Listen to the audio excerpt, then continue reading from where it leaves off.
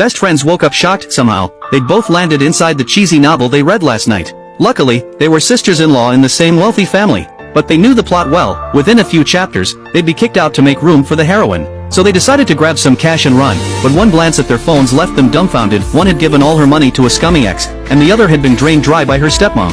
Flat broke, they had no choice but to stick around the rich family for now. At lunch, they were over the moon. Turns out a casual family meal here meant a table full of lobsters and crabs. They stared wide-eyed, gushing that this wasn't living, this was pure luxury. But before they could finish marveling, the father-in-law suddenly dropped a mission. You two married in, so you should contribute. Whoever gets pregnant first gets a villa plus 10 million. The one who's slower only gets the cash. That hit them right in the wallets. One bragged about having white hips, saying she was born to have kids. The other went further, claiming her uterus was so big she could carry 8 at once. But after all the boasting, one friend sighed, "My husband's never home, how am I supposed to get pregnant?" The other chimed in, "Mine's no better." Right then, both husbands walked through the door. It was the father-in-law who'd called them back to discuss babies. The two women froze in embarrassment. The younger brother grabbed his wife and tried to drag her off to practice making babies. She snapped back, "Go ask an OBGYN, they're the professionals." Meanwhile, the older brother turned to his wife and demanded, "Who exactly do you plan on having kids with?"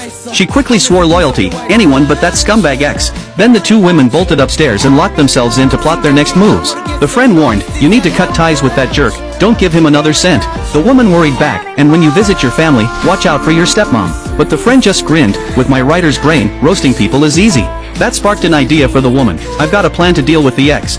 You'll see results tonight." Sure enough, that evening the ex came yelling in the courtyard. The woman grabbed a weapon, pulled her friend along, and together they beat him black and blue. What they didn't notice was the brothers watching from upstairs. The older brother was surprised. His wife used to have eyes only for that guy, yet here she was beating him up. His impression of her quietly shifted. The next day, the ex-boyfriend asked to meet. He showed up limping, clutching his butt, and she suddenly realized last night when she jabbed with the umbrella, it must have landed right there. No wonder he couldn't sit. She quickly faked tears. "I gave all my money to mother-in-law for gifts. I still owe 50 grand. Can you lend me some?" The ex exploded. "You acted like a witch last night and still dare ask me for money? Hand it over already." She didn't expect him to be such a shameless freeloader.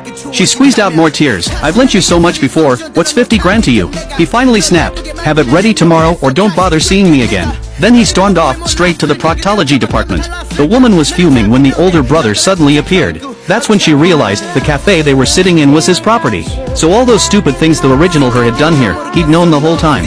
She wanted to disappear from sheer embarrassment. Worse, he told her, "If you want a divorce, fine. But by the prenup, you walk away with nothing." She instantly turned on the waterworks. "He's blackmailing me. If I don't pay, he'll leak my photos." The brother knew she was lying, but seeing her look so pitiful, he still covered for her. Meanwhile, the younger brother was grilling his assistant.